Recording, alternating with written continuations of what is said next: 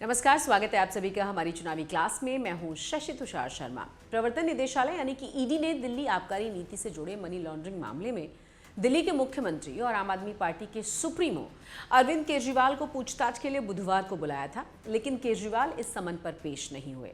समन का जवाब देते हुए केजरीवाल ने प्रवर्तन निदेशालय को बता दिया है कि वो ईडी के दफ्तर नहीं जाएंगे। इधर आम आदमी पार्टी एनफोर्समेंट डायरेक्टरेट के नोटिस को गैर कानूनी करार दिया जा रहा है।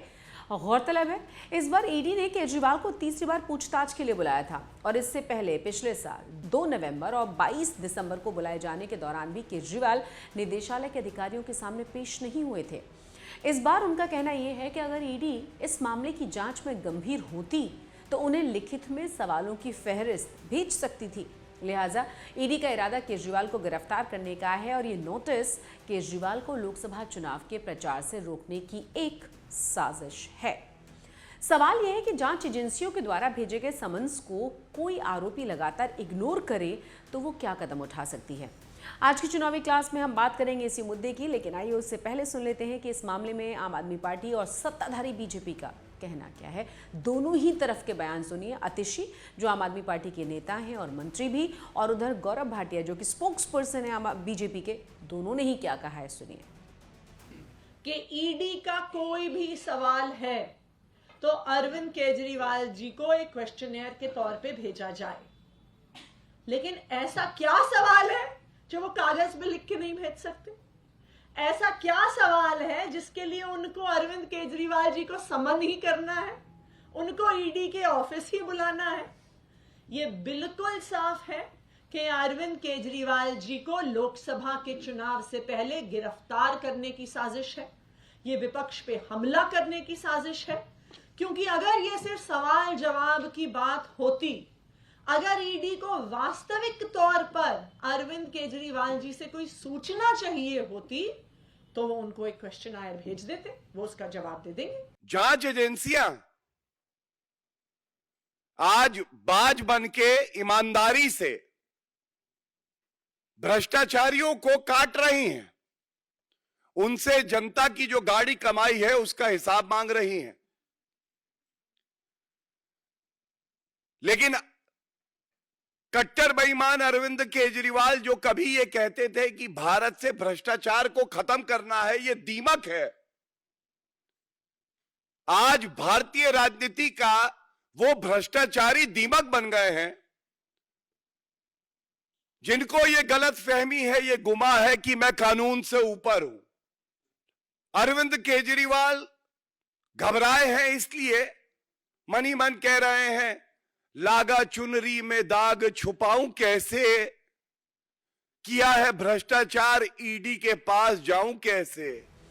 तो सुना आपने, बीजेपी केजरीवाल को राजनीति का भ्रष्टाचारी दीमक करार दे रही है, यानी कि इस मामले में लंबे समय तक राजनीति गरमाई रहने के आसार है। बीजेपी बार बार केजरीवाल के अन्ना आंदोलन के दौर वाले उन बयानों की याद दिला रही है जिसमें वो जांच एजेंसियों के सामने पेश न होने के लिए राजनेताओं को घेरा करते थे और बेशर्म बताया करते थे।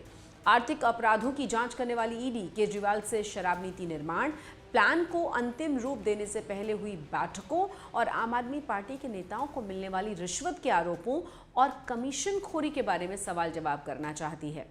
इस मामले में आम आदमी पार्टी नेता मनीष सिसोदिया और संजय सिंह पहले ही गिरफ्तार किए जा चुके हैं। एजेंसी की ओर से कोर्ट में पेश एक चार्जशीट में दावा किया गया है कि शराब नीति केजरीवाल के दिमाग की उपज थी।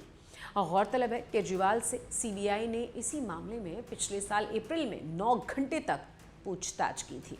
बहरहाल अब बात यह है कि केजरीवाल के द्वारा ईडी के समन इग्नोर किए जाने पर जांच एजेंसी के पास क्या विकल्प बचते हैं। ईडी के एक अधिकारी ने पत्रकारों को बताया है कि व्हाट्सएप पर केजरीवाल का जवाब मिलने के बाद ईडी ने जांच अधिकारी लीगल एक्सपर्ट से इस पर बात करेंगे और अगले कदम के बारे में फैसला लिया जाएगा। लेकिन केजरीवाल के लगातार पेश नहीं होने की सूरत में ईडी के अधिकारी केजरीवाल के घर पहुंच सकते हैं। घर पर ही पूछताछ का ये सिलसिला शुरू हो सकता है। ईडी के अधिकारी अरविंद केजरीवाल से संबंधित ठिकानों पर या परिसरों पर तलाशी अभियान चला सकते हैं। क्योंकि केजरीवाल मुख्यमंत्री हैं, लिहाजा उनकी गिरफ्तारी के लिए ईडी के पास गड़बड़झाले में उनके शामिल होने से जुड़ा पुख्ता सबूत है और ये जरूरी भी है। वैसे ईडी और सीबीआई जैसी जांच एजेंसियों के पास काफी शक्तियां होती हैं। मुमकिन है आने वाले दिनों में ईडी केजरीवाल के खिलाफ कानूनी प्रक्रिया का सहारा भी ले। ईडी केजरीवाल के खिलाफ जमानती और गैर जमानती वारंट यानी दोनों ही तरह के वारंट्स के लिए कोर्ट का दरवाजा खटखटा सकती है और केजरीवाल को गिरफ्तार भी कर सकती है। अगर बात केजरीवाल के कानूनी विकल्पों की हम करें तो उनके पास फिलहाल 2 विकल्प बचते हैं। केजरीवाल प्रवर्तन निदेशालय के समन्स को चुनौती देते हुए कोर्ट का रुख कर सकते हैं। कोर्ट में केजरीवाल स्वयं के खिलाफ बने आरोपों के बारे में स्पष्टता की मांग कर सकते हैं। साथ ही मामले में अग्रिम जमानत की अपील भी की जा सकती है, जिसमें जांच के दौरान उनकी गिरफ्तारी पर रोक लगी रहे और वो चुनाव संबंधी कामकाज को करते रह सकें।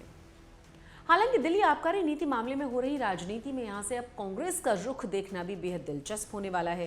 कांग्रेस शराब नीति के मामले में कई बार केजरीवाल को घेर चुकी है। ऐसे में सवाल अब यह है कि क्या इस बार अगर ईडी केजरीवाल के खिलाफ कोई कड़े कदम उठाती है तो केजरीवाल को कांग्रेस का साथ मिलता है, क्योंकि दोनों ही पार्टियां लोकसभा चुनावों के लिए फिलहाल एक ही गठबंधन यानी कि इंडिया का हिस्सा हैं और आने वाले दिनों में दोनों को एक दूसरे की दरकार होने वाली है। फिलहाल हमारी इस पेशकश में बस इतना ही। चुनावी क्लास में आप चुनावों, राजनीतिक पार्टियों और समसामयिक मुद्दों से जुड़ी तमाम जानकारियों को हासिल कर सकते हैं। वीडियो अगर आपको पसंद आया है तो लाइक ज़रूर कर दें। साथ ही चुनावी राजनीति से जुड़ी तमाम खबरों के लिए हमारा चैनल सब्सक्राइब करना बिल्कुल न भूलें। नमस्कार।